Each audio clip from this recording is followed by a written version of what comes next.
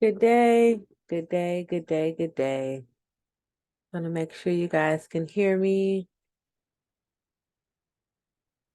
Check a little bit of technology.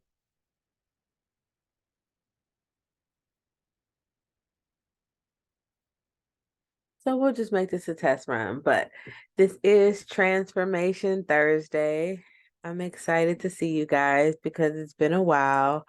And what we're going to do to jump right into this is go into story time. It's just going to go into story time. So, the story for today, of course, because we said from before, we need to go back to go forward. Like, what made me start Elevated Energy Enterprises? What brings us here present day? Okay.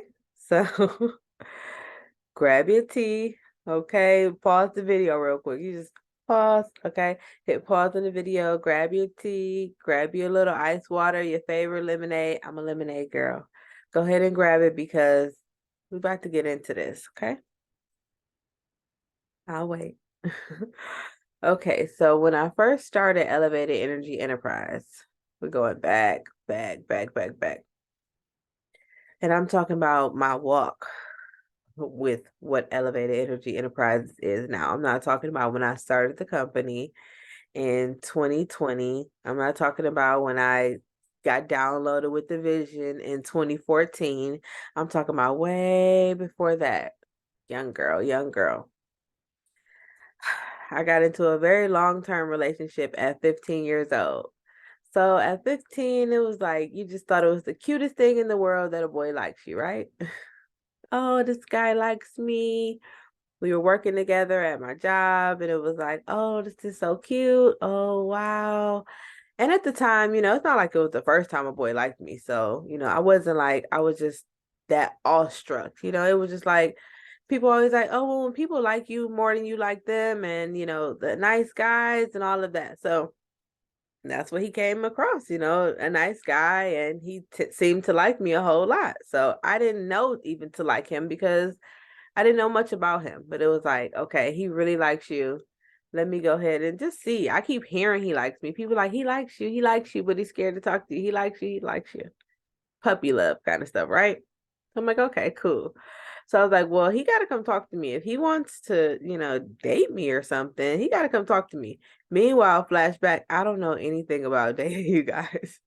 This would have been like my first relationship. Like I said, would have dated guys here and there, like, but I hadn't been out on dates or any of that stuff has really happened. You just talk to guys at school, you guys may meet up at the park. It's all this little puppy love stuff. So, but either way, I call myself having boundaries. He needs to come up here and talk to me. Okay, so he eventually got his courage up. We talked and we became a couple. So after a while, it's like, oh, you got a boyfriend now. Oh, now you're in a serious relationship. You have a boyfriend. I don't even know when I would say that it got serious. Mind you, this relationship was 12 years, you guys, but I don't know when this relationship per se got serious. But either way, I know like around 18, but we were serious pretty much on because he always was pretty serious about me. So, and like I said, I was in for it. It was a relationship. We were a couple, so it was what it was. Okay. Shall we keep going, or do you guys want to flash forward? Okay. Because it wasn't that things weren't great, like as you're having that puppy love relationship, because things are still kind of pure innocent when you're that young, right? But I was 15 years old, right? So you're thinking that you know something and that you're getting a relationship and you know about having a boyfriend because you had a boyfriend before in school. And no, no, ladies. Getting into a long-term relationship, this is why my heart goes out for Elevated Energy Enterprise. Getting into a long-term relationship at 15 years old was not what I would recommend to my daughter now. It was not. It was so much more to see. It was so much more to know in life. And I got into this relationship like this was it. End all, be all. Took it very serious. And yeah, flashing back, looking back when the relationship was ending. So I would say about 27, 28 years old. It was a process to breaking up from this because when you've been with somebody for that long, it's going to be a process to breaking up, right? So let's flash back to about 27 or 28. The relationship is ending now. And I don't even know who I am. It's like, who am I? What do I want in life? I've been so busy all of these years talking about us, us, us. It was the us relationship. Because after a while, it's like it's so admirable to be in a relationship for all this time. Wow, you've been in a relationship for 12 years? Or even when it was 10 years, even when it was 8 years, you've been there. Oh my God, that is so cute. You guys were high school sweethearts. You guys were together like after high school, and you guys are still together. You guys went to prom together. Like that was just the cutest thing in the world to people. Like that was so, and it was cute to me too. But I just took that on. Now we were that couple that everybody always wanted to kind of look up to as far as relationship world. Like, how did you guys stay together all that time through all that? Meanwhile, life is life. Meanwhile, it was just quite a process because we were both getting to know ourselves. But me getting to know myself, growing, no longer being the person I was when I entered that 12-year relationship. So just still trying to hold on to that identity for the sake of not outgrowing the relationship, not outgrowing each other. After you get to that part, you're like, no, I want to hold on to this. I want us to stay together. We're high school sweethearts. We need to stay together. Oh, oh, oh, oh. What I would tell me now, baby, you need to grow. Baby, it's so much more to see. But I was just holding on at the time, right? So flashing back, just being that girl, leaving that relationship, not knowing what I should do, not knowing if I should run back to the relationship, not knowing if I should go forward because starting over a new relationship is so scary. I have to start all over again. I have to work on trusting somebody again. We'll get into that, but I couldn't really trust even us at this point because everything had begun to break down. So when everything begins to break down and it's no longer what it was when you went into it, what do you do? What do you do? Where do you go? Pick up the pieces and transform, right? Sometimes you don't pick up anything. Sometimes you walk away with the clothes on your back and you transform butterfly. So at that point, it was really no guidance. It wasn't really a self-help book. It was a process. It was a journey that I had to go on of becoming me. But certain things along the way were really key and were really pivotal. First off, at that time, my relationship with God just got really solidified. I didn't really have a relationship with God before that. I knew who God was, and I had my background that I had been taught from family and from my parents, of course, but I didn't have anything solidified for myself. Like, I know me and God have this relationship. We're super tight. If I come to God and talk to God and just cry out right now, because I'm feeling like super broken, I'm feeling like I don't know who I am. I'm feeling like I don't even know my next steps. Okay, so at that time, I didn't know to like cry out to God. I didn't know any of that stuff. I just like, what's next, right? So my relationship with God began to cultivate at that time. And not to mention, I found like a support among women, strong women and women who had been through some stuff. You know what I mean? And when I say strong women, it's like, oh no, we're not taking that. No, just women who had persevered, who had been through some life experience, who had hurt, who had just saw some things and just came out on the other side better. So I ended up meeting up with some amazing women. God had connected me with some amazing women. Not to mention, like a therapy aspect began to come in, but it didn't come in like, you're going to therapy. By the way, I want you to know, Yasmin, we got to get you healed and we got to get you whole. It didn't come in like that. It came in like with support groups and like with women groups and things like that. And that felt safe. That felt like, okay, God. And God came in like that too. He came in like through the women groups and through the support. So with everything like that, it was like, okay, I can accept this. So wherever we are on our journey, I just want to let you know God's going to meet you right there where you're at in your journey. It doesn't have to be like, I have to do this, I have to do that. No, you just have to be open and receptive. So sometimes life circumstances have to happen to a certain degree where you're like, what's next? And at that point, next will come and show and meet you. Before I was starting the recording, I was hearing when the student is ready, the teacher will appear. And I was like, well, I feel like I was ready at times. I just felt like I was ready. But, I might have needed to like change a few different things in my like the way I saw things or whatever, but I was ready, but it was just might have been a few things and I could hear spirit like, so you weren't ready, right? You felt you were ready, but as far as were you ready for that teacher, if you were ready, then the teacher would have appeared. If not, then it was still some time, some cultivating, some releasing, some surrender, something else that had to show up. Mentally, you were ready. Mentally, you were seeking, but that doesn't mean that you were receptive enough. That doesn't mean that you wouldn't have kicked against and resisted the knowledge. Whew, it just was deep, right? So at this point, I just began to, as I was doing the groups, I saw so many women in these groups. I thought I was the only person going through this, right, you guys? I'm like, this is just me. I had to just not even really talk about it because I kind of felt a little embarrassed. Like, I went through all this. What should I do? Like, I kept trying and it wasn't working with trying to make my relationship work, but now it's not working and I'm still back at square one with us being broken up. And what should I do now? Like, what's the next steps and who am I? And I just don't know. I just feel a little bit lost, but I just feel like I'm the only one going through this. Like, I did the ride or die phase. I tried to work it out, just me and him against the world. I just sacrificed. I did everything I thought that I could do within my own strength. But I'm still here. That could feel a little bit embarrassing, right?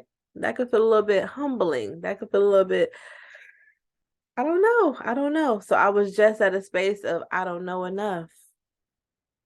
Seek out something and just to want to hear maybe what somebody else had to say.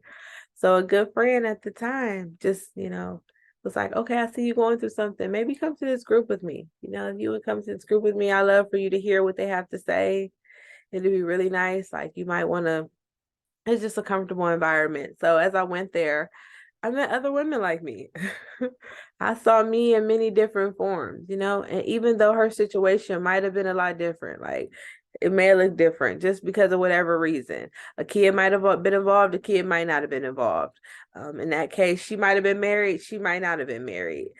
She just may have been with the person for 12 years, she may have been with the person for 2 years. So it was like a lot of different dynamics that may have been involved. But as far as the overall, she went through it. She tried to make it work or different circumstances and right now she finds herself here feeling lost. Like, what do I do next? It's not working. I don't know what to do. So with all of those things, it just began to show me that Yasmin, you're not the only one. It's not a monopoly here in this case on going through something on the relationship things, but it felt very comforting at the time. At the time it just felt like, okay, you're not the only one. Okay, well, that's good. So now you can work through this. And what are they doing to work through it? And it just felt like a safe, supportive environment. That's how it started, of course. Now by the end of it, I realized, because it was the facilitator of the class who also is a mental health therapist. She specializes in family health, and I probably don't even know exactly how to say it. Family health therapy or something like that. So she specializes in that, but that wasn't really what the group was centered on. I love how it was like structured around, you were getting the tools, you were getting it, but every day it wasn't like, okay, you're in therapy, so what did you have to say? What did you learn? What was this? It wasn't like that. We were journaling, we were talking, we were opening up, we were sharing, all of those things were happening, but you never felt like you were in a therapy session, you were laying on somebody's couch. So it was very safe, right? It's time. I'm gonna play my bow. I just like to keep the energy grounded. Okay. So the sessions were great. Like, it was the women, it was just that collective women environment, healing together, that safe space to heal. We made such breakthroughs. We made such friendships. We cultivated some lifelong friendships in here. I am literally friends with some of these women still today. The friend that brought me to the class, of course, I love her for life. You know, that was already an amazing thing, and I definitely appreciate her for that. But even other women that I met in the class, like we still are friends to this day, whether we talk every day or not. It's just the bonds that were cultivated during this time were definitely serious. We went through the class for like a number of weeks together. And, you know, it was like I said, just different practices that we were doing. But we were pretty much just cultivating that foundation, releasing, letting go of some stuff, finding ourselves. And then after the class, it was like, what next? Okay, what do I do next? And just the constant unfolding, the constant journey. And then at some point, when I went to a retreat on one of these, my first retreat, I went to a retreat, and the facilitator of the class, once again, she was like, now look back. Now it's all these women with your name on them. They're assigned to you. They're waiting on you. They're waiting on you to step into your purpose. They're waiting on you to step into your call. They're waiting on you. So what you gonna do? She just spoke this word over our lives, right? It was a heavy call just to catch it that moment. Because all this time I've been focusing on healing myself. I've been like, okay, I'm healing. I'm feeling better. I think I'm gonna get over this relationship this time. Because like it was a few times where I felt like maybe I should leave. Maybe things are not working out, you know? But I would stay out of the sake of making it work. We've already been together so long. Why don't we just try to make it work? We're the couple. We're the couple that's been together all these years. We're the high school sweethearts. I mean, we're the one everybody wants to be, right? Some people might have wanted to, some people didn't want to, but on some level, we were like put on a pedestal because we did it all of these years, right? It was just, it meant so much. And even I thought that it meant so much to me at the time. Like, this is all I know. I have been with him from the age of 15 to 27. This is all I've really known. I don't really know a lot more outside of this. Not in the serious relationship realm. I don't know. So, should I really leave this? Should I? So this was the first time I've even like I've thought about it before. I've contemplated. I'd even begin leaving it right now. But it's like as I was leaving it, it's some part in your mind that you're like, maybe I'm gonna stay too. Maybe I should go back. And then if that's the same time, he was remorseful. He was like, okay, we should work it out. After a while, you know, we should work it out. And so at that same time, he's saying we should work it out too. So should we just work it out? It was a crossroads. Oh, that crossroad time of life, right? It was a crossroads. And I chose me. And I'm glad I did. I'm glad I did. It didn't mean that relationship, we had outgrown each other. We were both at a space where we needed to go and learn some things. And staying together would not have been beneficial for us at that point. You know, we would have kept repeating the cycle. We would have just probably destructed each other. When going away, now, you know, we could still have some level of respect for each other. You know what I mean? We could still have some level of just not once everything cleared up. Sometimes it takes time to just release all that. Oh, the story, release all those things, but it was just of some level of peace about it. I just feel like the longer I stayed, the less peace I would have had. But I'm 12 years and I still have some peace, right? Okay, so after all this point, it just brought me to when she spoke over my life that day. She was saying like, it's some things for you women to do. It's women with your name on, not for me to teach them, not for me to show them out of the light at the end of the tunnel, or that there might be a way out of their situation. This is on you guys. And I was like, what? She was like, you guys got a purpose in life. I was like, what? And I might have heard the word purpose before, but this was the first time I ever began to contemplate my purpose. So now I'm 28 years old and I'm just beginning to contemplate my purpose. I would have, so then it felt like a whole nother level of unfolding. Like, okay, wait, what? So I'm figuring this out. I'm leaving this, but what's my purpose? What am I here to do in life? What should I be doing? Did I miss it? Have I been now using all my time investing in this and I didn't invest any time into what I should be doing? And now am I off track?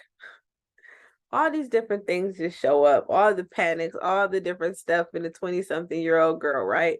I'm about to be 30. I better get concerned, right?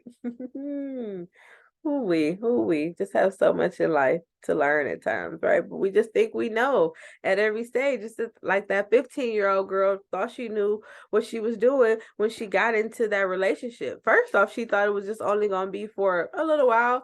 I never thought I was gonna be in it for 12 years. It just goes to show sometimes when you get into something, you're like, maybe I'll be in it for a little while. I'm just gonna see what happens. I'll talk to him. We'll get to know each other. We'll see what occurs. Mm, mm, mm. Being connected to people is so much more than that at times. We're gonna get into some of that teaching. It's not always as simple or as easy as it might look going in it. Yeah, spirit just be like, oh, it's just flashing back, you know. I'm seeing little me, you know, just talking to me. That inner child, a little girl. Oh, she might have to get posted somewhere in this video. That little girl, I see her. I see her.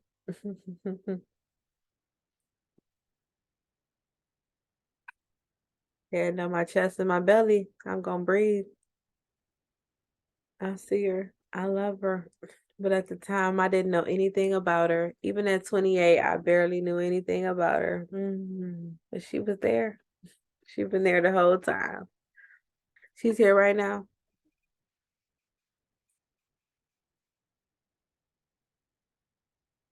Either way. So she was like, you guys have a purpose. You guys got something to be doing. So I was like, what? So I had to begin to think about that and just unpack that and what that looked like for me. And at that point, it made me want to help women. It just really lit a fire under me that I want to help women. She's right. She's right. It's the way I feel. And then seeing like at the retreat, this went from our small group. Our small group might have been 15 to 20 women, right?